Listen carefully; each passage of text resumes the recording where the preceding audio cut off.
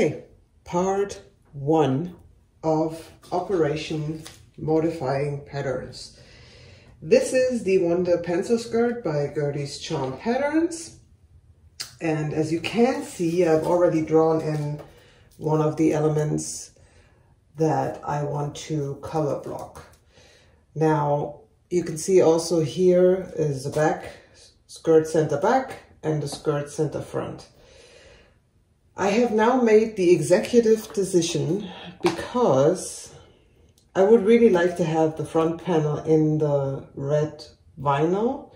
And if I would follow the Closet Historian's way of making the skirt, the back would need to be the same. But she did it differently. She actually organized it so that she had a side zipper, and so she could make this on the fold. Now the Wonder Pencil Skirt also has a vent in the back, and I would really like to retain the vent and also put in the zipper in the back. Therefore, I have decided to go and not make this on the fold and instead make the back pieces in black and the front piece in the vinyl, which I think is going to give it a nice contrast so that the back is black, then you have the color blocked sides, and then you have the front in red. That's the idea here.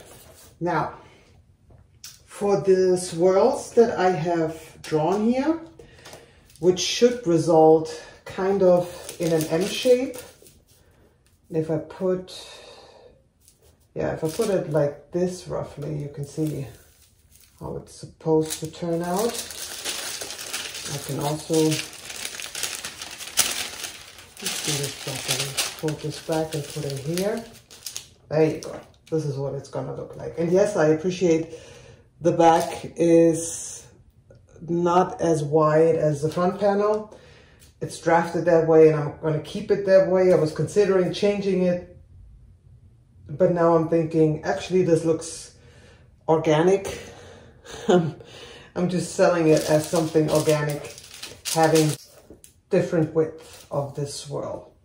But the tricky part now is to replicate this as a second swirl. What I did do here, I went down from the indication of the thigh skirt zipper, which I'm not going to use in this skirt, by 5 centimeters. Just randomly, I decided, okay, 5 centimeters below that is where I'll start. And then from this point, if I put it here on my mat and I see this straight line, I made the highest point 7 centimeters higher, which is a good 2.5 inches. Well, it's a little more, 2 and 3/4 inches, maybe, roughly. As you can see, I'm working with metric system here. But yeah, and the highest point for this, because I wanted this wider than the two ends, I made 5 centimeters, so 2 inches in width. And then I drew the curve, and I drew the curve freehand. So there is no using French curves. As you can see, I think it looks rustic. This is not a precise curve. Now, I'm utilizing the thigh slit point. So I've drawn this line here, which is supposedly my knee height. So I measured from my waist down and then translated that to the pattern. And from the thigh slit, I'm actually going 8 centimeters up, which is a little more than 3 inches. And then another 1.5, which is again the same starting off point as you have here. You got 1.5 centimeters, right? So putting this notch on this line and seeing that this is right here. So this line I need to focus on. That would go up 7 centimeters. And then you go up another 5 centimeters. Right, and then what I did here was from this line, the ending is another 1.5 centimeters higher than the starting point. So I'm here, put this the right way. I am here and I'm going up 1.5 centimeters. And this is 3.5 centimeters, if I know, yeah. So now I'm just drawing this freehand. And what's happening here actually is the first curve is going to have a straight line. So I did make it that the first one that has a really straight line curving out into the curve. And then this is really organic and curvy, like really going in that motion here. That's number one. And then, yeah, this is the right one. Number two, which also goes up, up, and it goes even a little further up. As you can see, it goes a little apart here. And here is our high point. Right. And what I'm doing here is I'll just straighten this out. Also, I forgot to mention in the beginning, I did draw in the 1.5 centimeter seam allowances to both side seams so we know what we're working with. And that's why I'm straightening this out. So in my mind, so that I can put it together correctly in the end. That's the whole idea. I think on this one I did actually also a fairly straight line in the beginning.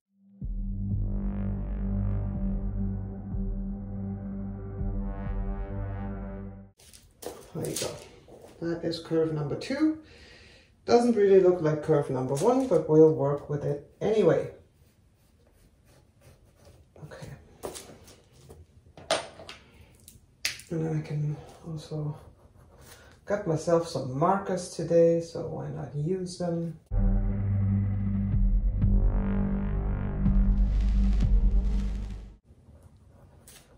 And I don't really care if I go off course on a line. Doesn't matter, it's a pattern piece, it's not something final. There we go. So these are the two curves for the side skirt front. And the side front of the skirt, this way around. And now we want to put it also towards the side back piece of the skirt.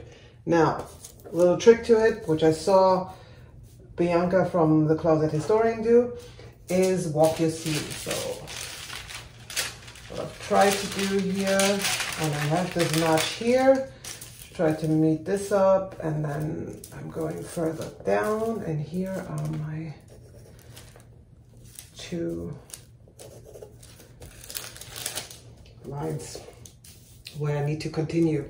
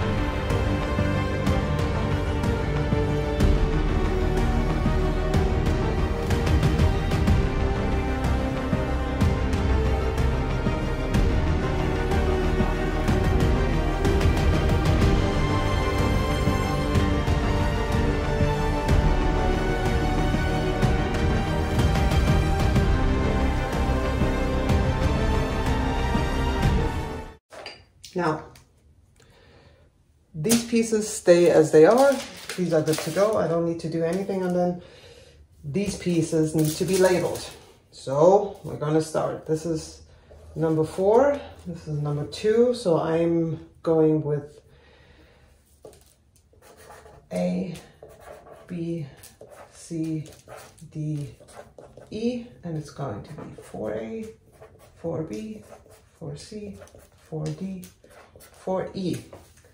And then here, the same, 2A, 2B, 2C, 2D, 2E. But we're not done yet. Now we're cutting apart the pattern.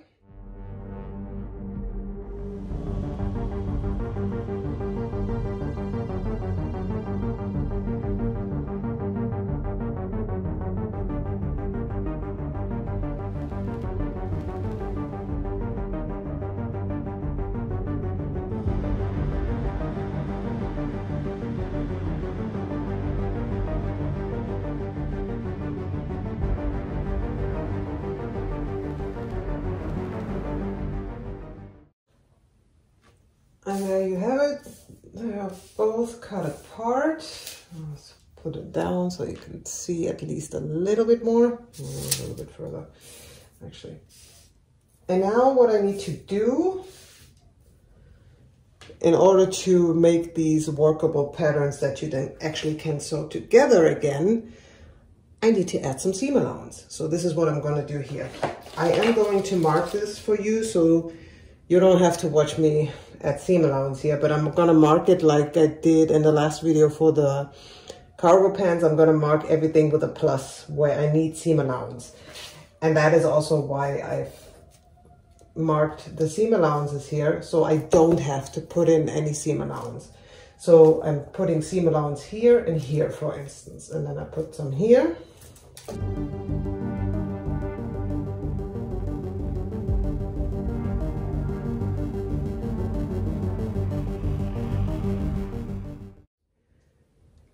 And just to quickly demonstrate, here are all the side skirt pieces, including seam allowance. So I have added the seam allowance where applicable with 5/8 of an inch to even out that we have the same for the connecting seam allowances. So it's everywhere the same, 1.5 centimeters.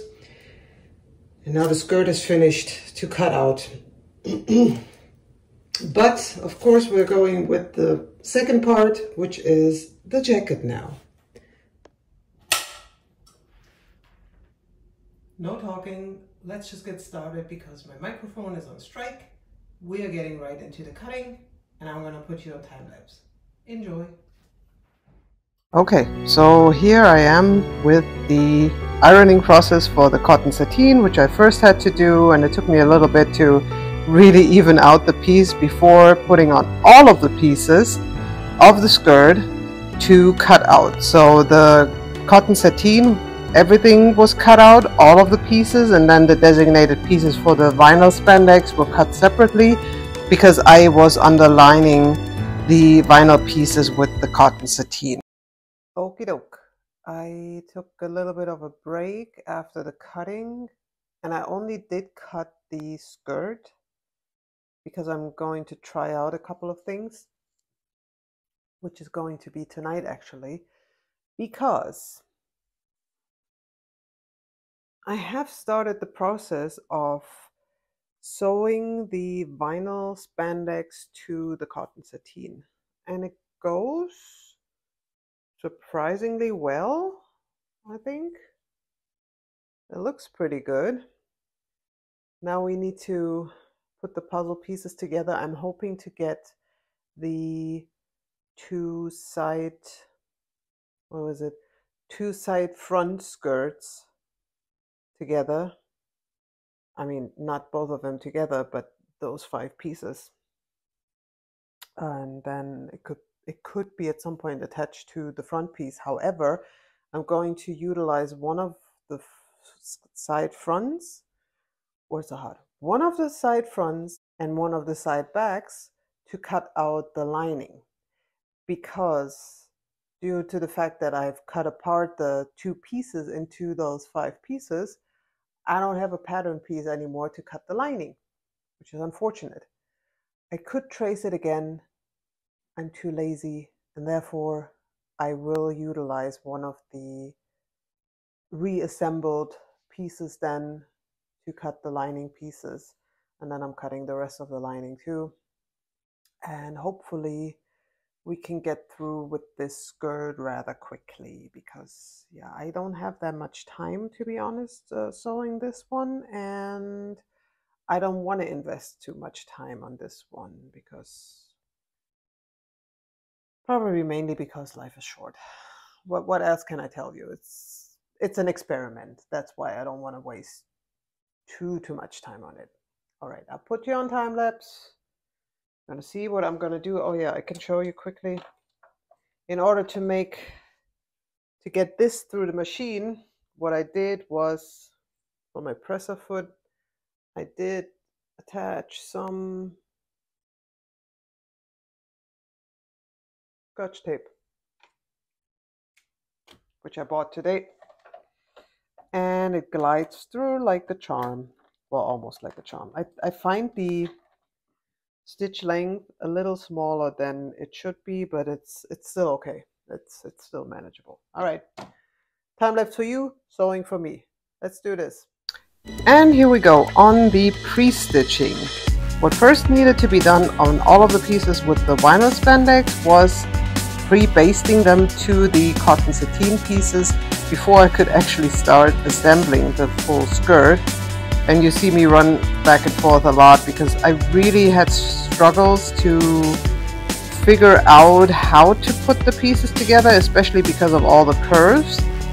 I did, however, utilize a lot of the techniques that the Closet Historian has used in her make, which was top stitching everything and also clipping the curves wherever applicable, just to give it more of a flatter piece once these were put together. And this is where I break for tonight.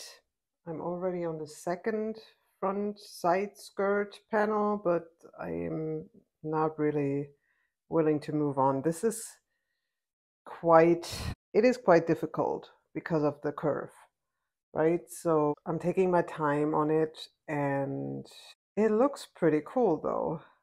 I have the feeling though, might look like a superheroine out of a Marvel comic. We'll see. We'll see. I want to look more like a villain, but we'll see. We'll see how it goes. But yeah, this is where I break for tonight. I'm happy with the first assembled panel. It is a little bit bubbly, but yeah, I haven't also ironed it yet. But I did the top stitching, which isn't brilliant, but it is good enough for me anyway. All right, that's all. Guess what? I am back. Funny story. I had a bit of a break from filming my sewing adventure on the Persephone. Regardless, I did progress on it, on the skirt mainly, but also I had a very difficult week work-wise, so I didn't want to film myself while stitching together the skirt, and the skirt proved to be very difficult. But let me show you. Here it is, the skirt, and well, I knew this was gonna happen. Let's put it out right there. The interaction between the cotton sateen and then this latex, spandex type of material, I knew it was going to be difficult. But it turned out to be even more difficult, and I don't know if it is mainly because it was difficult or if it was also playing with the fact that my work week was really crappy. Regardless, I got the skirt together. But let me show you, I'll show you this side first because this one's fairly good, as you can see. So here's the side seam, right? And you can see it is a little bubbly. This is something, I think it is the interaction between the two materials, and you can't even really get rid of it. You can't press it away. I've tried. It's looking better than it did in the first place. I gave it a good press. Plus, what really helped, what actually saved the skirt for me, was I did the same that the closet historian did. She stitched down all of the seam allowances with top stitching, and I did the same also for all of the panel seams, so that all the seam allowances are stitched down, and I think that looks a lot better. Now, this side, like I say, looks really good. And then we got the second side. I don't even know if you can see it from that far. Maybe you can. But mainly, so this panel worked. This one completely did not work. And I've decided I'm not going to fix it, because this piece here, the black one, for whatever reason is too long. I don't know what I did when I assembled this piece. So it's mainly, I've put together, and you've seen it in the time lapse, because that was the only piece that I've sewn on camera, and I was kind of dropping the approach because it was a lot of me running back and forth and trying to stitch together the singular pieces. It's a lot of pinning, it's a lot of preparing. I will show you how this works with the sleeves of the jacket, because I'm going to do it again, and I hope it's going to work a little better. But this piece got too long. I don't know how I assembled it incorrectly, but it is what it is.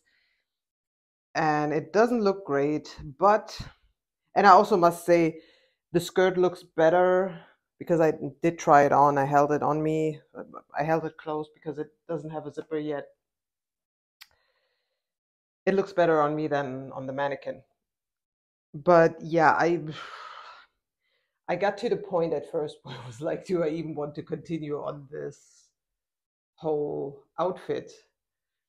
And then I was like, no, you don't give up on this. You shouldn't give up on it. It's still a cool piece, and I am of the opinion that sometimes you do stuff wrong. And yes, there's probably going to be sewists or professional tailors or anyone out there that say this is a piece of crap, and you're entitled to your opinion. To me, I am still kind of proud that I've pulled this off as far as I have so far. It is all, to me at the moment, a little bit of an experiment, manipulating patterns and trying out new things in preparation of actually drafting my own patterns in future. And to me, this is a learning curve. I've learned a lot through making these swirls, also in terms of how to manipulate seam allowances and working with them. So that is all stuff that will bleed into the future projects, one of them being the jacket, but also moving forward into other projects. So to me, it's like, it doesn't have to be perfect as long as I'm getting also a learning out of it, and it is wearable.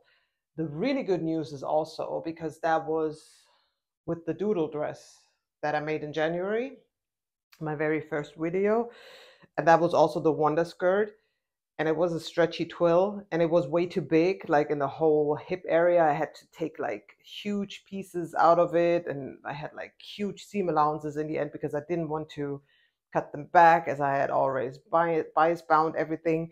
So this dress has huge seam allowances. But the good news is, on this one I've drafted a smaller size, and this one fits. It fits perfectly. And that is something I'm really happy about. And therefore, we are going to move on with this thing. Now, I have prepared this. Like I said, the only seam I have not stitched down yet is this front seam with the slit, because I can only stitch this once, because every singular stitch you see in this latex material, because it's going to create permanent holes. So I want to prepare this bottom part in terms of the slit so that I'm only doing this once, right? Instead of having to fumble around and reopen it, and then it's going to be messy. So that's what's happening here. And also, I did prepare some lining because I was shopping at Mood Fabrics here in Miami over a week ago now. It was while I was on vacation. And I bought this. This is a stretch lining, and I got it for a really good price. I was actually surprised. This is $5 a meter, and I have bought this in a lighter red for the doodle dress, and this lining actually wears quite well. You wouldn't think of it like for it being polyester and all of that, but this is the lining that's going into the skirt, and I think I mentioned this in the intro. It's going to give it that Christian Louboutin type of look when you, like with the shoes, with the famous shoes where you have the lining in red and then you have a black skirt on the outside. That is what's going to happen now, and the rest of this I am going to film. You are going to see time lapses, and I hope this is going to be a fairly successful skirt. I'm probably not going to be done with the whole outfit before I have to go on leave because I have to travel next week. But despite me wanting to throw all of it in the bin and not continue with it, I will. I will make the jacket as well. What I'm trying to do is probably at least prepare the applique on the back and the midriffs before I leave, and then just assemble the jacket when I'm back. That is the plan for now. But before we get ahead of ourselves, let's finish this baby. Let's go. Next round of the assembly of the skirt was, of course, putting together the lining for a nice clean finish on the inside. And here you see me putting together all of the lining pieces. The lining wasn't too bad. It behaved quite well during the stitching. It wasn't the best, but I kind of knew that because it was $5 a meter or a yard. So I wasn't too surprised, and I wasn't expecting too much of it. Here you can see me add the facing on the top and also adding my tag, as I usually try to do, trying to get my tags into all of my makes.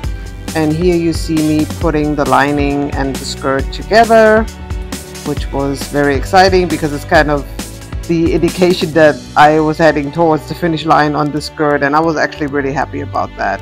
So yeah, after changing the thread again, I was putting it all together, as you can see here on the top, fumbling a little bit with it, but it's a fairly straightforward process, and I think afterwards I'm understitching everything, if I remember that correctly, switching my thread to black again. Yes, and here you can see me understitch the whole, the seam allowances to the facing. Afterwards, I put in the zipper. The zipper came in last on this one, and then I started to search for my trusty zipper foot, which I'm always searching for whatever reason. But here we go, and putting the lap zipper in, which was a fairly straightforward process thanks to Gertie's instructions. And with that, the skirt was just about finished. Okay, it is later in the day, but on a brighter note, I have an almost finished skirt. This one needs a lot of hand stitching now, so I'm just going to show you what it looks like right now. And then off camera, I'm going to do all of the hand stitching parts. I think there's a little bit on the vent that I need to finalize. And then there is the actual skirt hem, which I'm going to slip stitch the lining to. And also the slit, yeah, because I have a slit in the front, and you're going to see I haven't opened up the seam far enough yet. I need to do that as well, and then hand stitch that in place as well. But let me show you. And if you hear some music in the background, that's probably from outside. I don't know if this is going to pick it up, But this is standing on my tippy toes so you can see the full length. Going up my top a little. So this is the Persephone skirt, also on the back with the vent. And I really like it, surprisingly. I think it's turned out better than I thought it would. And yeah, this is going to be quite pretty. I don't know if I can show you how it looks with the lining in the vent. Actually, that looks really cool with the red lining. Yes, so it's not quite finished yet. As I said, I still need to hem it, and then I can show you again. I can also probably show you with a more appropriate shirt, because this doesn't match at all, but I just wanted to try it on and see if it works. But this is, it is a cool idea. It's not perfect. Like I said, this is trying things and learning from them. And yeah, I think it's good. I think it is really nice for a first attempt. At some point, I will make this a little more professional. On a fun note, today was actually the premiere of, what was it, the 2024 collection of Alexander McQueen. And funny enough, everything was black and red, or white, red, and black. So that type of color palette mixed in with a little bit of gold. And I was immediately like, oh my lord, this looks like Alexander McQueen. Not as professional, mind you, but it is the same idea. So I am on trend without actually the intention of being on trend. So there you go. I will finish this off and then I can show you again, and then we're going to move on to the jacket as far as I can get within this week. But I'm very happy with this. I'm really excited, and I really like the Wonder skirt by Gertie. It's a cool pattern, and you're learning a couple of things, which is nice. I did actually put in a lap zipper, which I usually don't. Normally I put in an invisible zipper, but I was like, with this one, with the stretchy fabrics and trying to have it fairly skimming, it could have been even